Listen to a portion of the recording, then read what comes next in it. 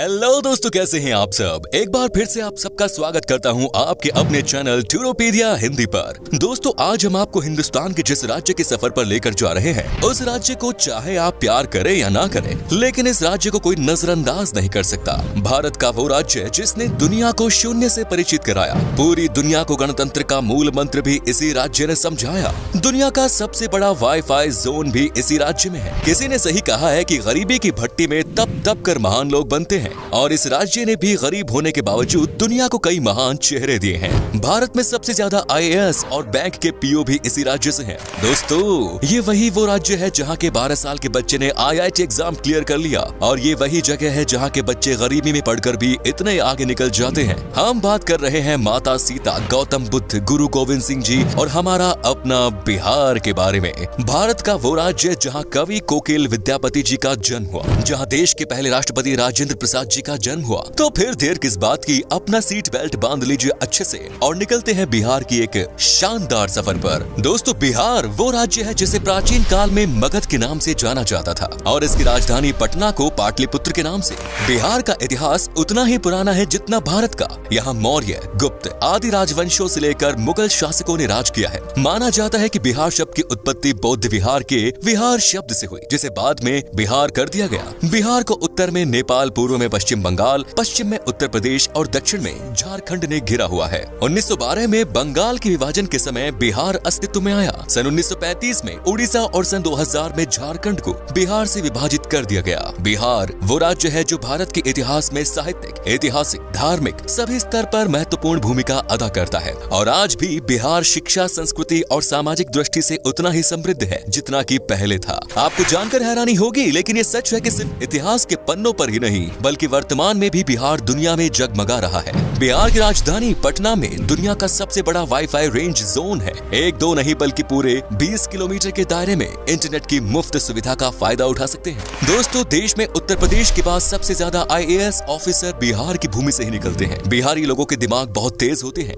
ये लोग सबसे ज्यादा गणित में तेज होते हैं। यहाँ लोगों का दिमाग बड़े तूफानी से चलता है। हालांकि 1990 के पहले IAS ऑफिसर्स के मामले में बिहार लिस्ट में पहले स्थान पर था, लेकिन इसके बाद से इसमें गिरावट आने लगी। बिहार के युवा का ध्यान अब IT सेक्टर में अधिक लग रहा है, लेकिन पिछले कुछ सालों से दोबारा से बिहारी स्टूडेंट्स में IAS के प्रति रुचि देखी जा रही है। दोस्तों, बिहार की डेवलपमेंट रेट आज 14.48% है, जो कि ये साबित करती है कि बिहार देश तेजी से बढ़ने वाले राज्यों में सबसे ऊपर है। बिहार आज शैक्षिक स्तर पर केरला के शैक्षिक स्तर को टक्कर दे रहा है, बल्कि ये कहना भी अनुचित नहीं होगा कि बिहार में लिटरेट लोगों की संख्या केरला के लोगों से ज्यादा है। दोस्तों, बिहार में कृषकों की बात करें तो वहाँ कोई किसान इतना मजबूर नहीं होता कि उसे आत्महत्या करनी पड़े। दोस्तों, बिहार एक ऐतिहासिक राज्य है। इसके रंग रंग में इतिहास की वो बूंदें छिपी हैं, जो आज भी बिहार की महत्व की सुगंध न सिर्फ देश में बल्कि पूरे दुनिया में पहुंचाती है। इतिहास आज भी बिहार के महत्व की गवाही देता है। इतिहास के पन्नों से बिहार को हटा दिया जाए तो इतिहास का अस्तित्व ही नहीं रह जाएगा। देश के सबसे पुराने हिंदू मंदिर से लेकर बिहार अपने आंचल में और भी कई रोचक तथ्य छिपाए पड़ा है। ऐतिहासिक साक्ष्य को प्रमाण माने तो ईसा से लगभग 6वीं सदी पहले बिहार के वैशाली में ही गणतंत्र की पहली बेल लुकी थी। जब लोगों को गणतंत्र का अर्थ नहीं पता था, तब उस काल में वैशाली में देश की ही नहीं बल्कि दुनिया के पहले गणराज्य की आधारशिला रखी गई। संसद प्रणाली भी वैशाली में मौजूद थी। बिहार वो राज्य है जिसने आजादी के समय भारत छोड़ो आंदोलन में महत्वपूर्ण भूमिका निभाई। दोस्तों, शून्य यानी जीरो के बिना गणित का क्या मोल, ये किसी को बताने की जरूरत नहीं है।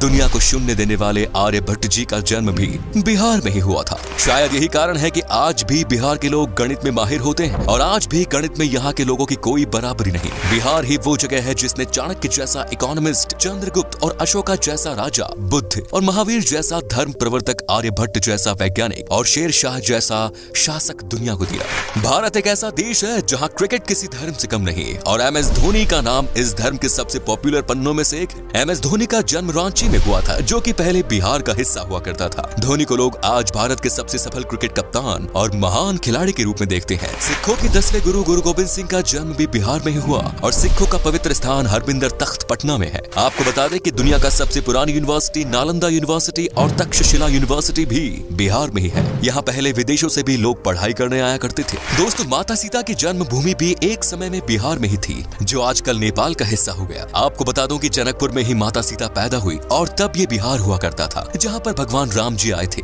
दोस्तों, बिहार के मिथिलांचल में आज भी भगवान राम को दामाद माना जाता है। माता सीता की नगरी मिथिलांचल बिहार का गौरव है। मिथिलांचल की मिथिला पेंटिंग के बारे में तो हर कोई जानता है। आपको तो शायद पता ही होगा कि बॉलीवुड के शान और जान पंकज त्रिपाठी भी बिहार से ही है, और बिहार का भी एक बेटा शानदार एक्टर है सुशांत सिंह राजपूत, जिसका देहांत होने के बाद भी लोगों के प्यार ने अमर कर दिया। दोस्तों, बिहार का खाना भारत के सबसे शानदार पकवानों में से एक माना जाता है। बिहार का लिट्टी चोखा बहुत टेस्टी होते हैं। आपने अगर लिट्टी चोखा नहीं खाया तो एक बार जरूर ट्राई कीजिएगा, वाकई में आपका दिल खुश हो जाएगा। यहाँ पर वेज से लेकर नॉन वेज तक हर पकवान लाजवाब होता है। इतना ही नहीं, आपको बता दूं कि यहाँ पर गन्ने की जूस भी पसंद किया जाता है, और ये इतने मीठे और टेस्टी होते हैं कि इसे पीकर मानो आप दीवाने हो जाओगे। तो चलिए अब बात करते हैं उन जगहों की जहाँ पर आप बिहार के सफर के दौरान घूम सकते हैं, और साथ ही बताएंगे कि आपको बिहार की ट्रिप में मैक्सिमम कितना पैसा खर्च करना पड़ेगा।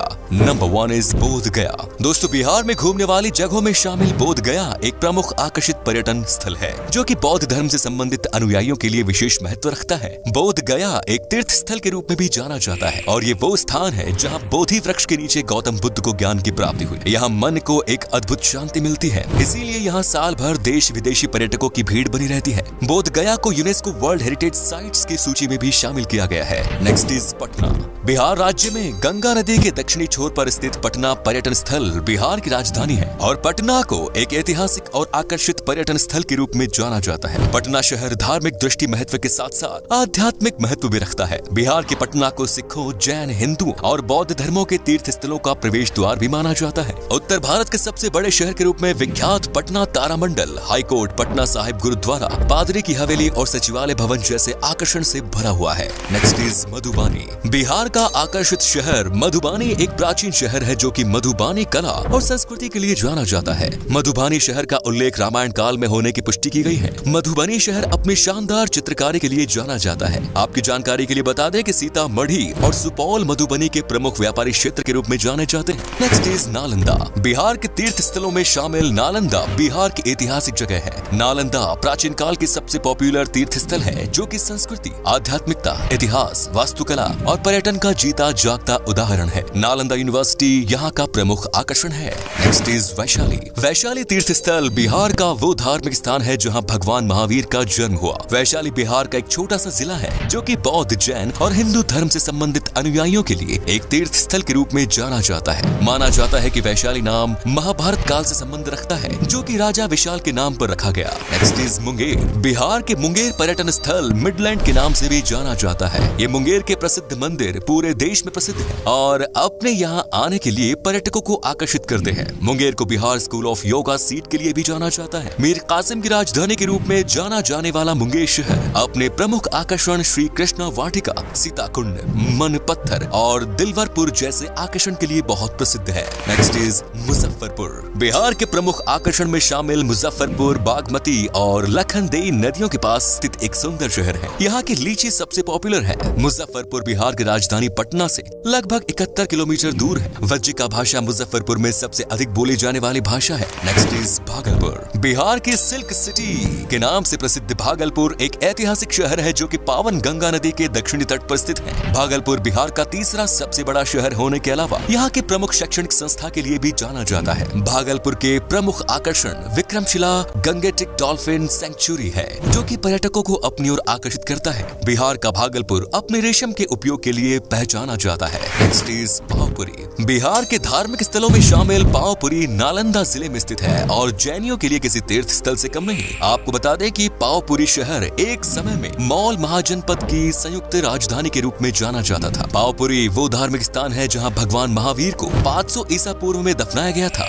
पावपुरी घूमने के लिए पर्यटक भारी संख्या में आते हैं, जो कि राजधानी पटना से लगभग 83 किलोमीटर की दूरी पर है। पावपुरी दर्शनीय जल मंदिर पर्यटकों के बीच बहुत लोकप्रिय है। Next is Hajipur. बिहार के प्रमुख शहरों में शामिल हाजीपुर भारत के ऐसे प्रसिद्ध स्थानों में शामिल है जो कि अतीत और वर्तमान को वर्षों से अपने आप में समेटे हुए है। हाजीपुर में भगवान बुद्ध का समय, इस्लाम और ब्रिटिश काल से जुड़े रोचक तथ्यों के लिए जाना जाता है। हाजीपुर की भूमि पर जैन धर्म के अलावा हिंदू धर्म से संबंधित कई मंदिर स्थित हैं, जो कि पर्यटकों की आस्था का केंद्र बने हुए हैं। आपको बता दें कि हाजीपुर में एशिया का सबसे बड़ा ब्रिज भी स्थित है। दोस्तों, आप अगर 7 से 8 दिन की ट्रिप पर जा रहे हैं तो लगभग 17 से 18 हजार के आसपास खर्च होगा, जो कि काफी सस्ता है। और बिहार में बस की बेहतरीन सुविधाएं हैं, जिससे आपको सफर में कोई परेशानी नहीं होगी। तो ये था बिहार। कैसा लगा हमें बताइए कमेंट्स में, और ये भी बताना कि आप कहां से हैं। बिहार और इसके टूरिस्ट प्लेसेस के बारे में अगर आप और जानना चाहते हैं तो कमेंट्स में लिखिए पार्ट 2। उम्मीद है आपको ये एपिसोड पसंद आया होगा। वीडियो को लाइक कीजिएगा और अपने दोस्तों और रिश्तेदारों के साथ शेयर करना ना भूलें। हमारे चैनल को भी सब्सक्राइब जरूर करें। वीडियो को अंत तक देखने के लिए शुक्रिया, धन्यवाद।